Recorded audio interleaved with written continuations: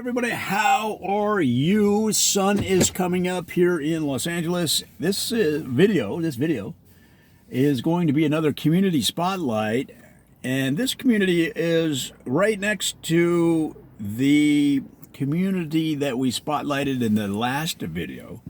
And that last video was Rancho Palos Verdes in south of LA, and this one is Rolling Hills. Now, Rolling Hills is right next door to Rancho Palos Verdes, so they share a lot of the same characteristics and cool things to do. So this video would really be just about the background of how the area developed, and then in future videos we'll get down into the nitty-gritty of all the things that are going on there.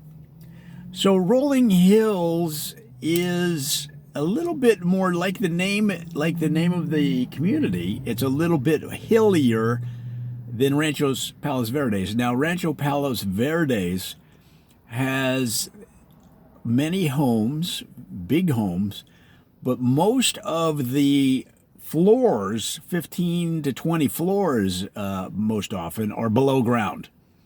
Whereas in Rolling Hills, because of the hills, some of the homeowners said, well, look, what I'm going to do is build up, and therefore at least my top floors can see over the hill to the ocean.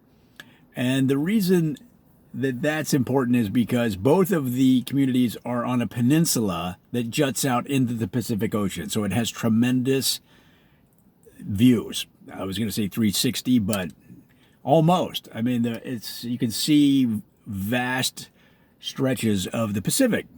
And so that's one reason why both communities have extremely high property values and people that live there with extremely high net worths. So in the case of Rolling Hills, the homes will be the reverse of Rancho Palos Verdes, which is mostly underground.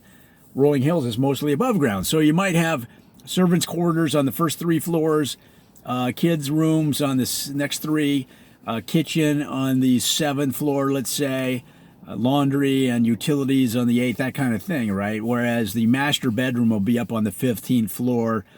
It might even take the top 2 floors, 2 or 3 floors. And then there'll be a roof party area, with a fire pit, sauna, and a lot of times they put a pool up there as well.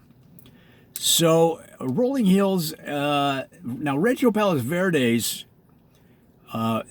and somebody asked me, well, what is the Palos Verdes? I get ranch. So Palos Verdes is green, and Rancho Palos, and then the Palos was referring to the old name for money. So green money is the direct translation from the old Spanish.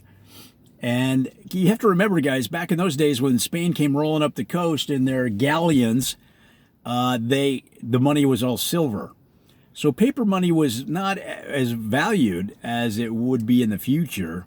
And in fact, now that we're going into more of a digital money, there are rumors that people in the community are talking about changing the name of Rancho Palos Verdes to Rancho Digi Verdes, or digital money.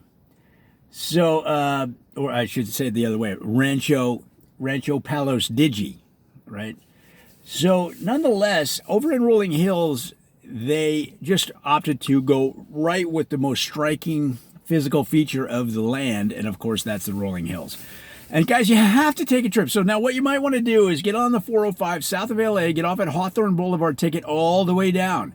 And then when the when it starts to incline south of, I guess that's going to be Torrance right through there, you'll know.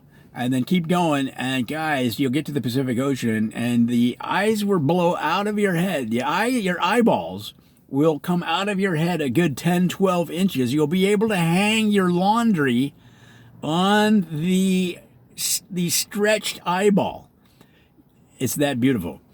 And the thing about it is your laundry would be close in case you needed to change your shirt or something. If you got some mustard on it, maybe you went to a Dodgers game or a baseball game and you got some mustard on your shirt.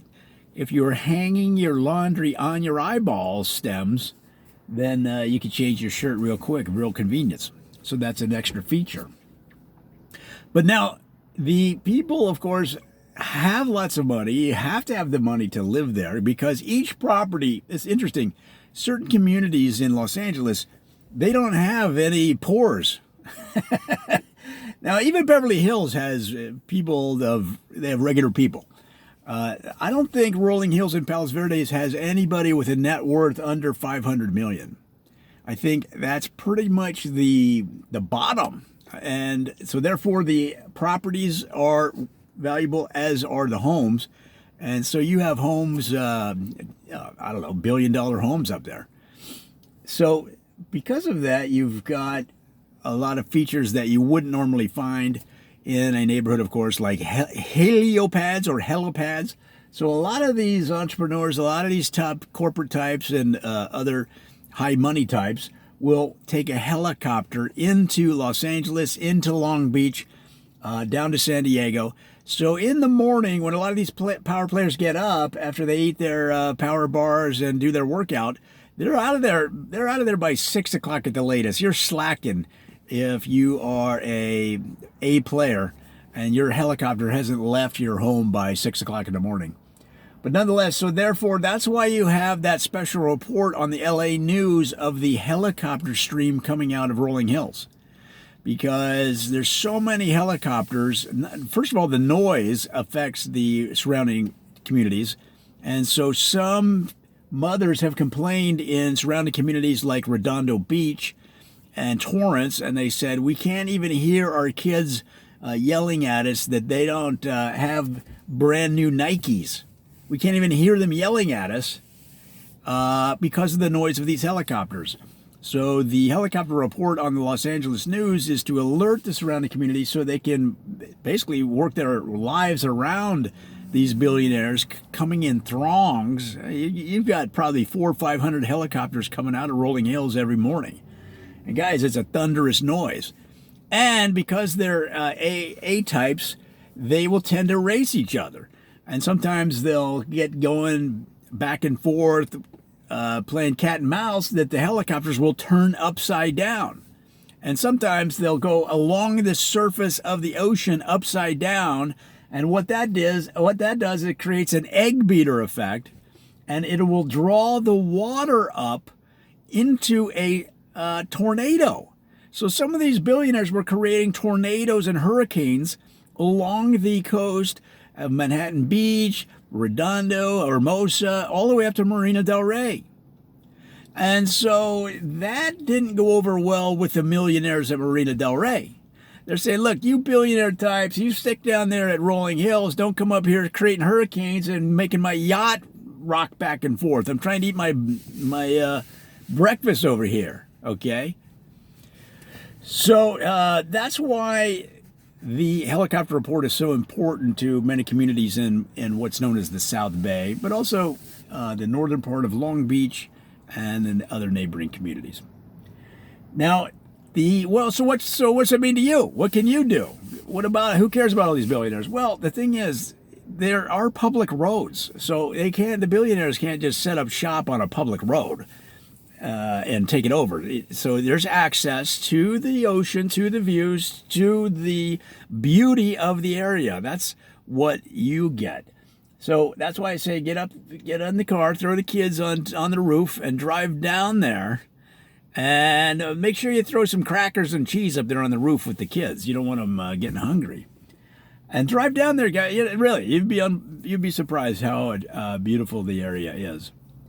Now, Rolling Hills was one of the first non-Spanish names, and that's because in 1775, the Spanish galleon captain who wanted to name that area gave it a Spanish name, but there was a guy from England that had stowed on the ship, and he was asked to communicate with the local native tribes because he spoke some different languages, and they figured he knew this Native American language, but of course he didn't, but he just faked it. So the captain told him, look, tell him that I want to call this place, and he gave the Spanish name, and the English guy just said Rolling Hills. Okay, he just used he looked around, he saw rolling hills, he goes, okay, it's rolling hills. And at that time, the Spanish didn't speak any English. They didn't know what he was saying. And the Native Americans just thought they were all insane. So it worked out in the end. So guys, that is a very quick thumbnail sketch of Rolling Hills, one of the wealthiest areas in the country and one of the most beautiful at the same time. We're going to have so many more videos on Rolling Hills. We're going to have some videos on how to meet sexy single people. Now, this is how you might, as a regular person, get into some serious wealth, and that is to develop a relationship and perhaps marry into a billionaire family down in Rolling Hills. I'm going to show you some good ways that you might position yourself to do that. Of course, I can't guarantee that that would happen to you, and you would have to bring a lot to the table yourself, but we'll give you some ideas on how you can meet people down there.